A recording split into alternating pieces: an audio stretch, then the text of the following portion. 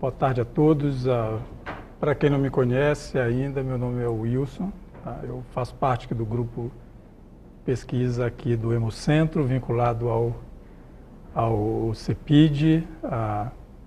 E eu entendo que essa apresentação é para mostrar um pouco do que a gente está desenvolvendo, para vocês conhecerem a linha de pesquisa aqui, o meu laboratório, que é o Laboratório de Genética Molecular e Bioinformática. Nós temos dois grupos, um grupo que vai para a bancada e outro que vai que trabalha com a parte de computação, de bioinformática, que é a Jéssica, que deve estar em aula, não está aqui a Jéssica, né? Bom, eu comecei agradecendo aqui a FAPESP, né, pelo apoio, e lógico o Hemocentro, a figura aqui do professor Dimas. O nosso grupo, ele difere um pouco acho que da maioria do grupo que estão vinculados ao CEPID, que a gente estritamente faz pesquisa básica, né? É lógico, algumas informações que a gente gera pode depois ir para ser aplicado como marcadores biológicos e algum outro grupo que tem interesse em desenvolver algum marcador de diagnóstico, prognóstico, pode usar essa informação, mas o interesse principal nosso grupo é investigação de mecanismos moleculares associados com a tumorigênese. Tá? Aqui tem alguns pesquisadores, colaboradores, além de mim, que ajudam aqui. Tem a professora Valéria, o Cleidson, que agora está a Valéria da Unesp, o Cleidson está agora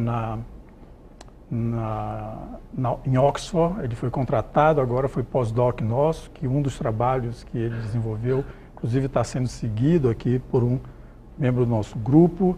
A professora Enilza, que é aqui da Biologia Celular, que também colabora com a gente.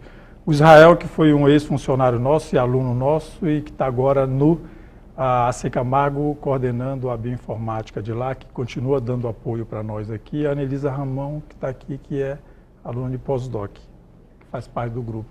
O corpo técnico, que tem a Grace, que é funcionária aqui da faculdade, a Anne, e a Adriana são do Hemocentro e a Ana Júlia do HC também. Tá? É o grupo que trabalha com a parte de biologia molecular. E o grupo da bioinformática é a Jéssica, que eu falei, o Marcelo e a Camila, que acabou de ser contratada aqui no Hemocentro. Bom, e apoio administrativo a Carla e a Miriam. A meta que foi definida para o nosso grupo foi essa daqui: estudo dos mecanismos moleculares associados com a tumorigênese e resistência terapêutica. E aí eu dou algum exemplo de alguns tumores. É lógico que os tumores estão variando, mas esse, na ocasião, era o que a gente tinha material para trabalhar, que era astrocitoma, melanoma, câncer coloretal e cabeça e pescoço. Eu vou mostrar aqui 2 ou 3 exemplos de um dos resultados desse daí para ilustrar.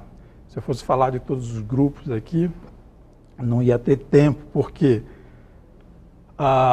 são vários projetos vinculados. Então eu sorteei alguns deles para a gente discutir os resultados aqui. O foco é exatamente o que a gente sempre mostra, o esquema do dogma central, porque a gente tenta avaliar exatamente os genes que estão regulando o dogma central, desde o nível de transcrição, tá? Com a nível de pós-transcrição, principalmente. A nível de tradução não é o nosso objetivo, a não ser a pós-transcrição. Eu digo assim, a nível de tradução, muita gente associa microRNA como nível de tradução. Eu considero como nível de pós-transcrição, tá? A regulação, porque é um dos focos que a gente trabalha também aqui. Bom, que tipo de abordagem a gente está usando para tentar obter resultados e gerar informações para tentar responder as perguntas que a gente elenca no nosso grupo. Então, a nível de transcrição, a gente usa sempre abordagem, está focado em abordagem de Next Generation Sequence, que é o sequenciamento de nova geração, que avalia de forma global padrão de expressão gênica, mutações gênicas também. Então, aqui, a nível de transcrição, nós temos ChIP-seq, que a gente não está ainda com o protocolo desenvolvido, mas a gente pretende desenvolver, mas a gente usa dados da literatura para fazer isso. A MET-seq também, que avalia a parte de quais são os genes que estão sendo regulados por metilação, e o ChIP-seq a gente usa essa abordagem para ver se você tem um determinado fator de transcrição, ver quais são os genes que esse fator de transcrição está regulando. Esses dois aqui é a nível de DNA, que a gente trabalha, junto com exoma e RNA mensageiro. Então, para transcrição, qualquer uma dessas abordagens, a gente pode extrair informação sobre como um grupo de genes ou vias gênicas estão sendo reguladas. Tá? Pós-transcrição, a gente usa também o RNA mensageiro, aqui o RNA-seq, que seria o transcriptoma. No caso do RNA-seq, na nível de transcrição, a gente vê o nível de expressão. Tá? Se ele está mais ou menos expresso, em conjunto com outros genes ou não. E a nível de pós-transcrição, a gente pode ver o quê? São isoformas. Tá? A gente sabe que genes têm mais de uma isoforma. A maioria dos genes de eucariotos pode gerar isoformas, algumas secundárias, mas aqui elas podem ter um papel importante em um determinado processo biológico. Tá? Então, saber as isoformas que estão sendo produzidas e onde ela está atuando é uma informação importante para nós. E o miR-seq, que é a parte de microRNA. Tá? Então, a nível de pós-transcrição, a gente usa também o RNA-seq, que é o transcriptoma, e o miR-seq, que é para ver também a expressão de todos os microRNAs.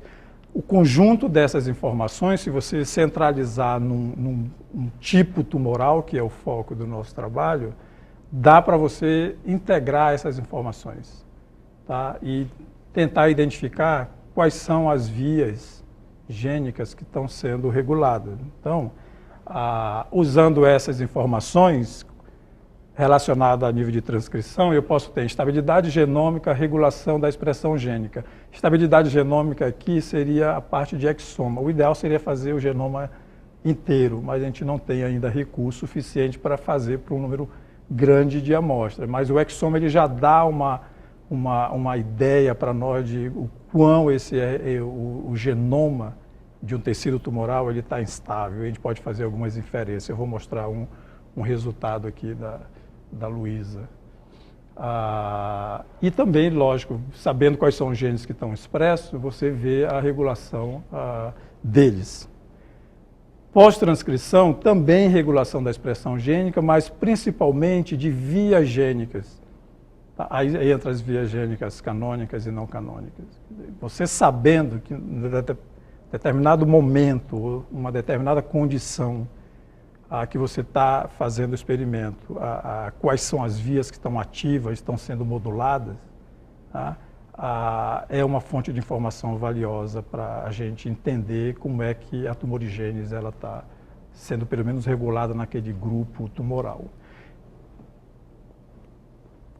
Bom, todas essas informações, elas estão hoje centradas, isso em função da meta que a gente escolheu, em conhecer os mecanismos de ativação, de regulação da transição epitélio-mesênquimal. Tá?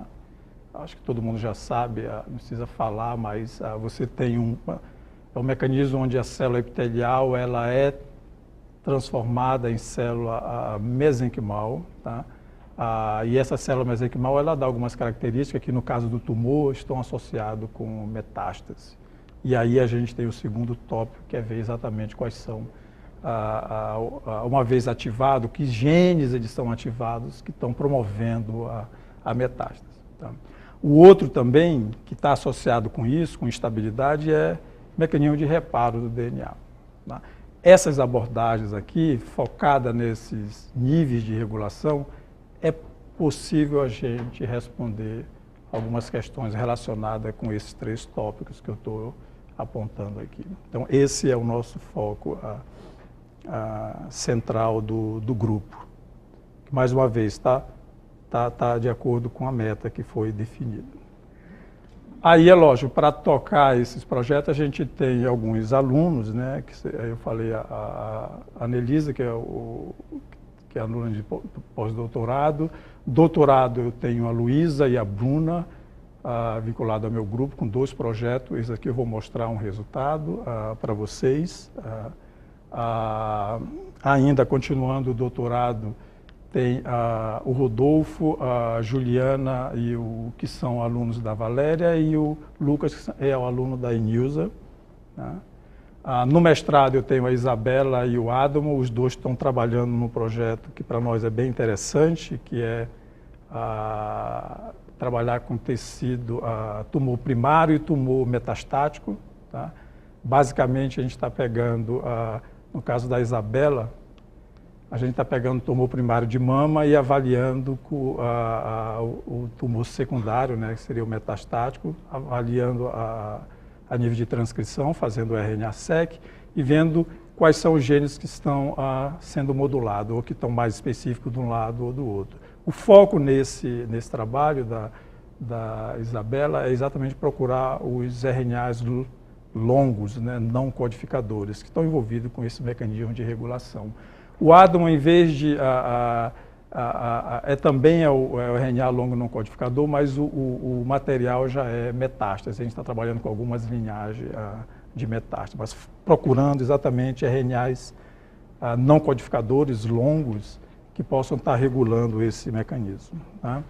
Iniciação científica, a Graziella e a Natália, elas estão trabalhando com genes ROX. Vocês vão ver, quando eu mostrar o resultado, que o gene ROX acabou sendo um foco importante do nosso trabalho. Tá? E as 2 alunas de iniciação científica, elas estão ajudando também na análise desse trabalho. Bom, iniciando a apresentação, esse daqui, acho que essa figura você já conhece, que da outra vez eu apresentei, mas o que a gente tem aqui é exatamente o resultado que o Cleidson gerou, onde a gente mostrou que o ROTE ele tem um papel importante na regulação da metástase. Tá? Mas o que a Anelisa está fazendo agora, isso daqui foi resultados que o Cleidson ainda gerou enquanto ele estava aqui, onde mostra que o ROTE ele tem uma certa dependência de expressão com o SNEIL. O SNEIL, dentro da via que a gente está trabalhando, ele é que se liga no promotor da ecaderina, e ecaderina todos sabem que é um dos sinais onde a transição epitélio-mesênquima está ativada. Então, quando você tem ecaderina suprimida, tá, eu tenho outros genes que estão envolvidos na transição epitélio-mesênquica que estão ativos. Então, o primeiro sinal é a ecaderina suprimida, e quem está suprimindo é exatamente o SNEIL aqui, que ele se liga no promotor.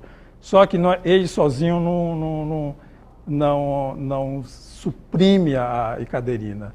É lógico que se liga o complexo do ROTE com PRC2 mais LSD1. Então, essa integração aqui do ROTE mais o complexo PRC2 e o LSD1 é que media a supressão da ecaderina. É lógico que esse daqui não é o único gene que esse complexo está regulando negativamente. Tá? É um deles. Então, outros genes que são importantes também para a metástase, esse complexo ROTE, ele também suprime e pode ser importante para a regulação. A gente não tem um chip-seq do SNEIL, porque se você tem um chip-seq, que eu falei no início, chip-seq você usa um anticorpos contra o SNEIL e você pode saber aonde esse SNEIL está se ligando e está suprimindo. Tá? Isso se o complexo ROTE estiver ligado também ao SNEIL, quer dizer, o SNEIL pode estar suprimindo não só a ecaderina junto com o complexo ROTE, como outros genes também. Agora, o que pode estar acontecendo é que o complexo ROTE está suprimindo outros genes sem o SNEIL, com outro fator. Então, para isso, a gente tem que ter um chip-seq para ver onde é que o SNEIL está sendo está ativando, né, está suprimindo, está ligado no promotor, e também um chip-seq pegando algum componente do complexo ROTE para ver se há uma, que a gente chama de uma ocupância, tá? Tanto do snail quanto o roté, ou só do roté.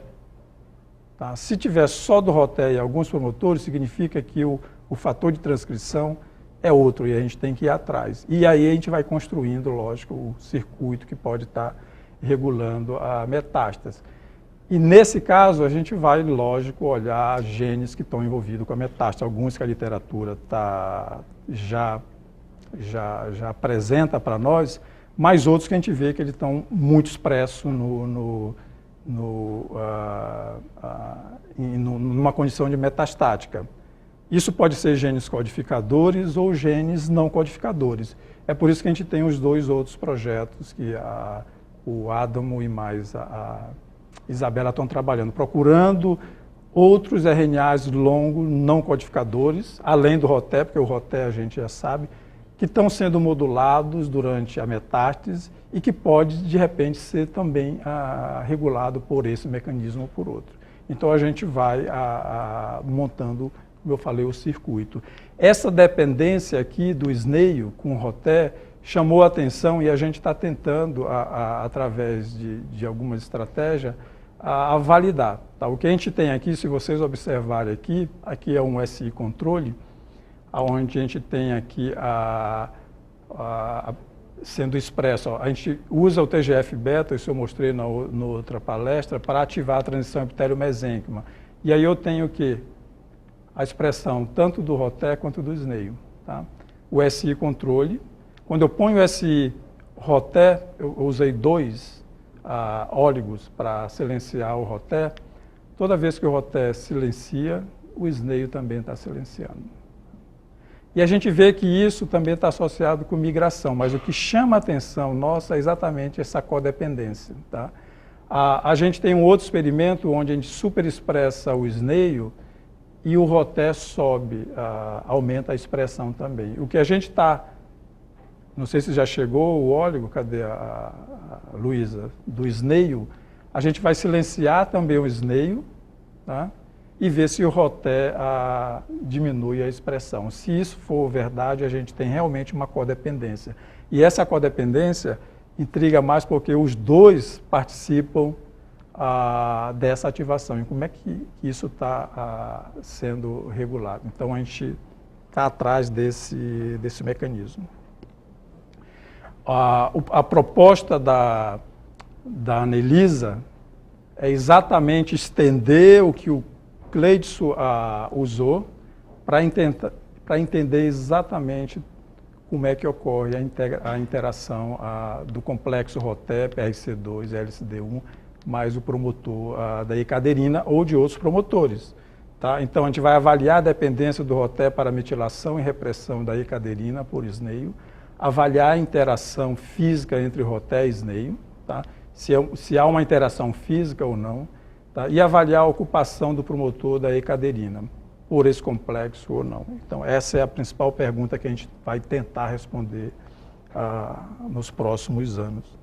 Tá? O outro trabalho, e aí aparece o ROX, que todos sabem, né? O ROX tem um papel muito importante durante o desenvolvimento. E no tumor ele é ativado também. Tá? No desenvolvimento ele participa de diferenciação, proliferação, invasão de vários processos biológicos que são muito parecidos com o que ocorre no tumor.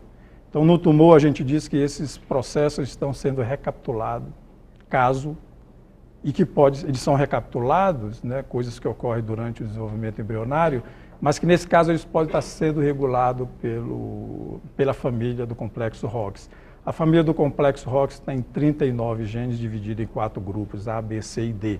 Tá? E aqui a gente tem alguns membros do ROX que está altamente expresso no tumor, em relação ao tecido normal de cabeça e pescoço. Isso foi a tese da Rafaela. Tá? E aqui a gente vê alguns membros do ROX, ROX-A, ROX-C, ROX-D. Tá? Principalmente o ROX-C. Tá? Isso chamou a atenção da gente, porque aqui é só para mostrar a validação deles, eles estão realmente muito expressos em relação ao tecido normal, tá? Alguns até 400 vezes ou 40 vezes, mais expresso em relação ao tecido normal, mas a gente também, no mesmo material, a gente fez a expressão do roté. E roté estava mais expresso também, junto com o ROX. Tá? Qual é a relação do roté com o ROX? É porque roté, olhando essa figura dessa revisão aqui, o roté ele é regulado ele está localizado na mesma região do ROX-C e ele é regulado junto com o ROX-C. Então, toda vez que a gente tem algum membro da família do ROX-C expresso, então provavelmente o roté está também sendo expresso, porque o mesmo mecanismo de ativação, de regulação do ROX-C, ele acaba afetando também a regulação do roté. E o roté, quando está expresso, ele também regula, tá, a ROX-D. Ok? Então, o ROX-D, quer dizer, ele está sendo expresso numa região de um outro grupo da família ROX, mas para regular outro ROX-D. É como se eu tivesse membros de ROX-C sendo expresso, mas ele não quer que alguns membros do ROX-D seja expresso para ele poder ter uma ação mais efetiva. Então, isso precisa ser explicado. Mas o fato é que aqui a gente tem exatamente membros do ROX-C e membros do ROX-D participando também, junto com o roté, da regulação de vias gênicas. Tá? Se você olhar isso daqui, voltando à figura, nós temos ROX-C, né? E ROX-D, D10, D11 sendo expresso. Aqui tem o A, mas como eu mostrei aqui, o roté está participando da regulação desses dois aqui, ou pelo menos dentro da mesma via de regulação.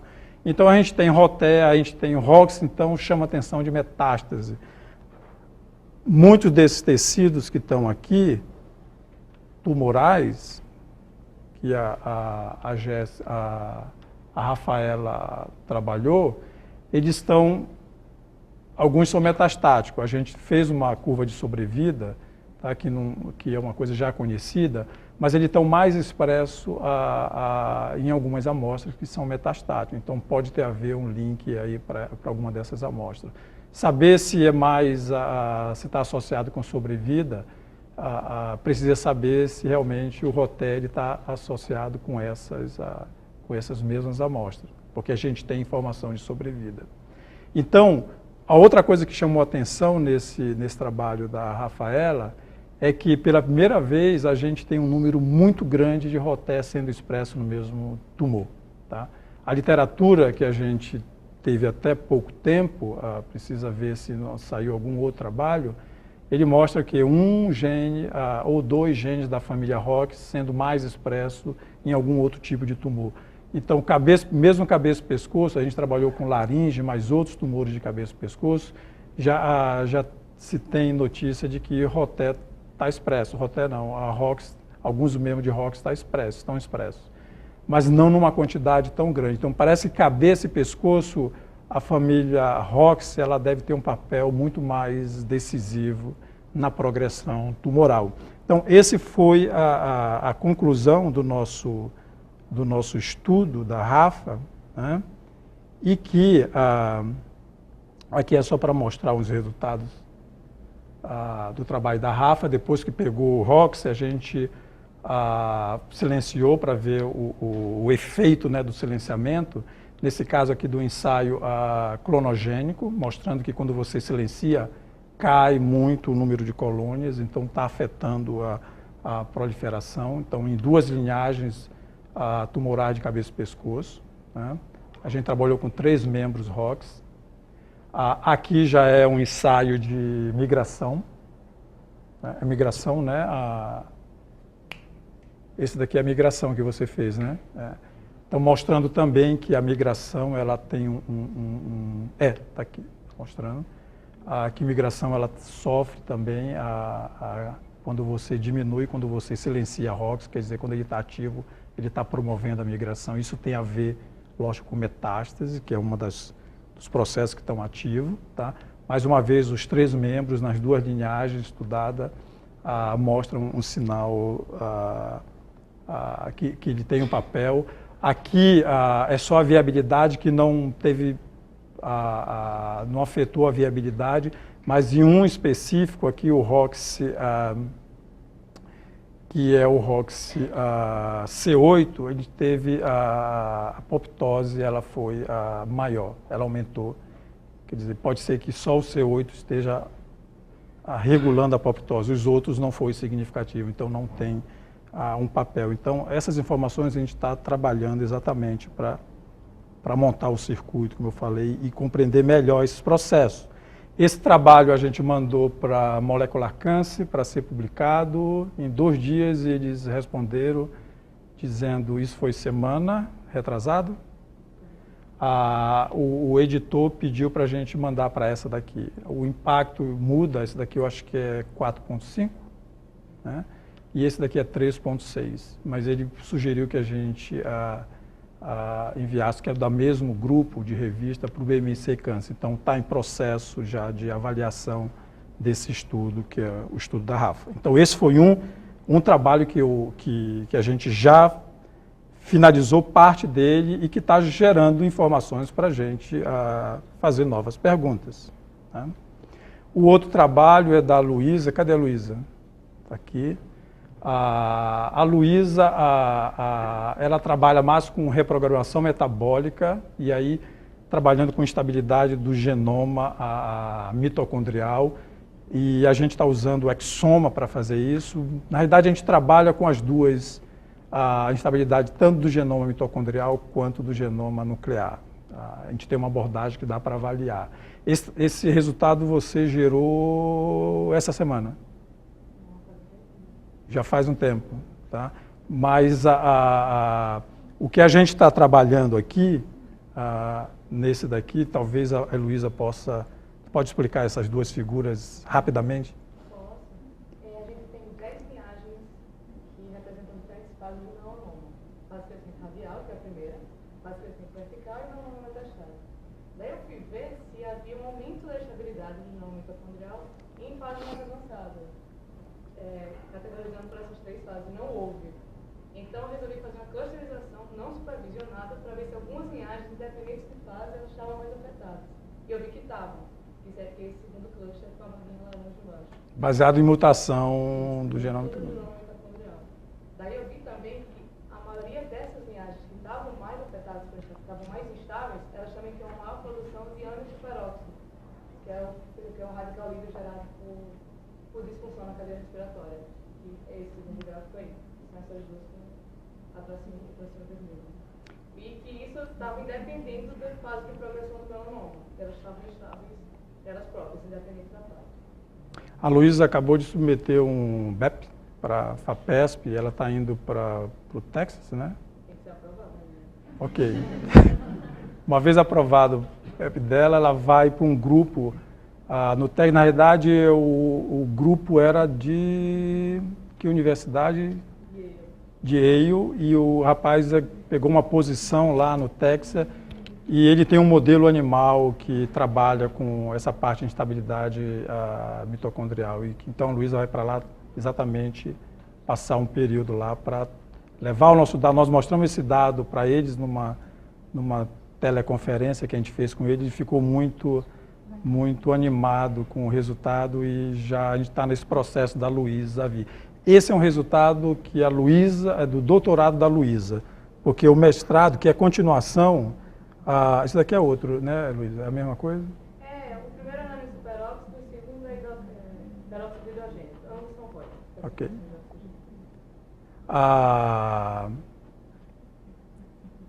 É isso que ela falou. Mas o doutorado da Luísa é continuação do mestrado, que a gente já publicou, tá? Onde a gente trabalhou com a instabilidade do genoma mitocondrial em adenoma e adenocarcinoma. Está aqui mostrando que a instabilidade ela aumenta, lógico, com a progressão, mas o mais importante é que a gente mapeou não só algumas vias, né, Luísa, mas a gente sabe quais são os genes, aqui não mostra figuras, que estão muito mais mutado no genoma mitocondrial ao longo da progressão e que provavelmente eles estão envolvidos nessa maior instabilidade. E aí envolve a produção de ROS e tudo, que é o que ela está estudando no doutorado. Esse trabalho, como eu falei, foi publicado e a gente foi convidado para... eu acho que eu não mostrei aqui. A gente acabou de publicar também uma revisão, não foi? Num Highlights. Acho que é Precision Medicine, uma revista nova, mas pelo menos eles viram nossos trabalhos, pediram para a gente fazer uma revisão e a gente já publicou. Então vai computar exatamente nesses dados. O outro trabalho que eu vou mostrar aqui rapidamente segue a mesma lógica que a gente trabalhou com o trabalho da Rafa, tá? Que é da Aline, também fazendo análise de expressão. No caso aqui a gente trabalhou com adenocarcinoma, com adenoma e adenocarcinoma, vendo os genes que estão mais expressos, mas o que chamou a atenção nossa aqui tem, lógico, a gente sempre pega uns candidatos para validar e ver o papel. A gente pegou o ETV4, que é um fator de transcrição já bem conhecido, mas que tem um papel importante na progressão tumoral.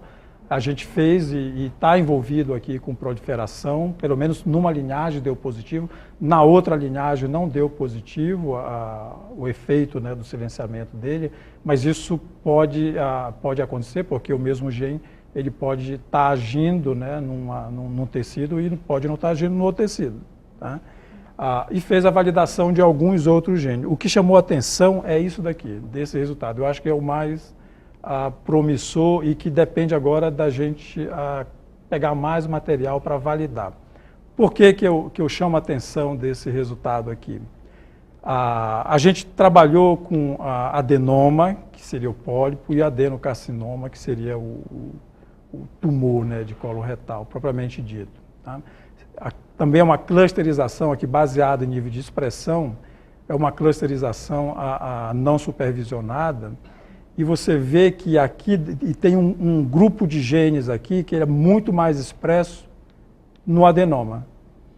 Então, o que a gente estava procurando aqui é exatamente uma assinatura gênica que pode estar associado com os dois tipos tumorais.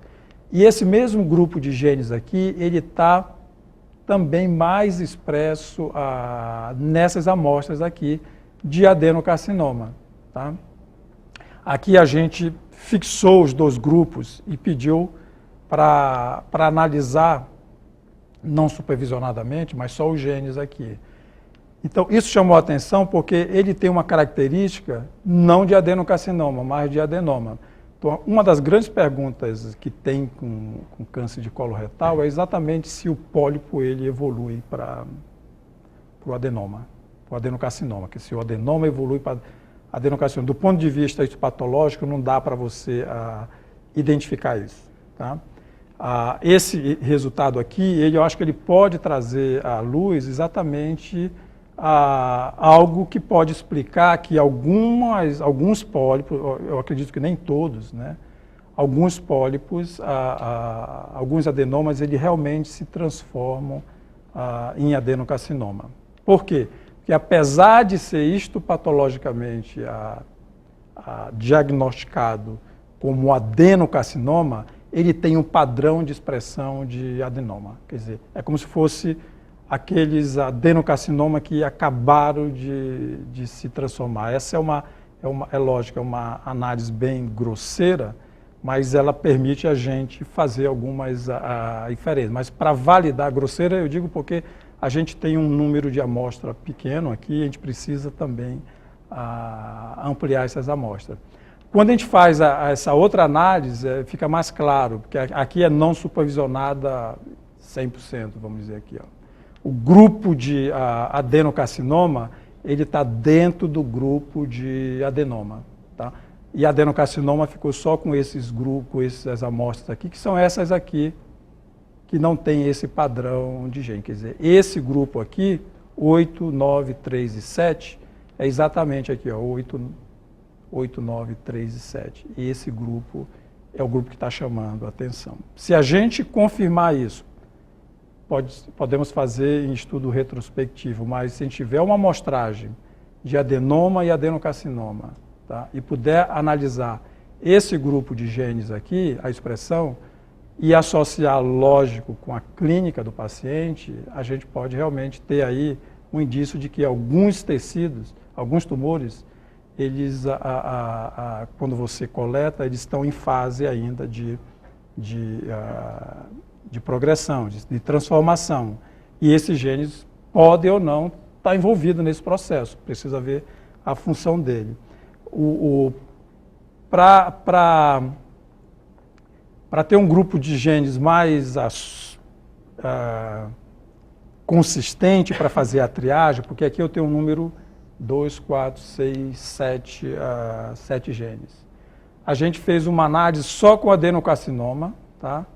Aplicando alguns outros parâmetros mais stringentes, e a gente viu que esses 4 genes aqui, eles podem ser os genes que têm a assinatura de adenoma e adenocarcinoma. Lembra que esse daqui, esse padrão aqui, ele está muito expresso no adenoma. A gente fez essa análise só para ter quais dos 7 genes podem ser mais informativos na hora da gente fazer a análise. Bom, a gente está vendo a expressão. Aqui a gente está esbarrando num problema. Isso já faz um tempo que a gente tem esse material. É a disponibilidade da amostra. Então, infelizmente, em algumas situações, a gente tem que negociar a amostra com quem é o detentor das amostras. Então, a gente está nessa fase de negociação para expandir mais esse material. Tá? Isso remete ao nosso grupo a uma discussão que a gente teve no passado de que, em algumas situações, se a gente tem uma pergunta importante que possa ser respondida com linhagem tumoral, tá? A gente vai dar preferência para trabalhar com linhagem tumoral. E aí, quando você tiver algum resultado que seja relevante, que realmente impressione algum grupo que tem amostra, a gente vai apresentar os resultados para tentar, senão a gente não consegue evoluir com o nosso projeto. Eu já tive casos no laboratório de uma aluna de pós-doc que ela simplesmente interrompeu o pós-doc dela porque na hora estava tudo combinado para ter amostra, na hora de pegar essa amostra, por algum motivo, não foi possível trabalhar com a amostra. Então, isso é um problema que a gente da área básica, às vezes, enfrenta na hora que quer trabalhar, mas que é perfeitamente solucionado. Isso não pode ser também justificativa para você não ter resultado. Eu acho que tem como contornar isso, e uma maneira é exatamente trabalhar com linhagem celular bem caracterizada, lógico, também. Então, esse é o trabalho da Aline, a gente está escrevendo, a Aline, eu acho que agora, no final do ano, a gente vai ter mais tempo para sentar e olhar esses dados para trabalhar.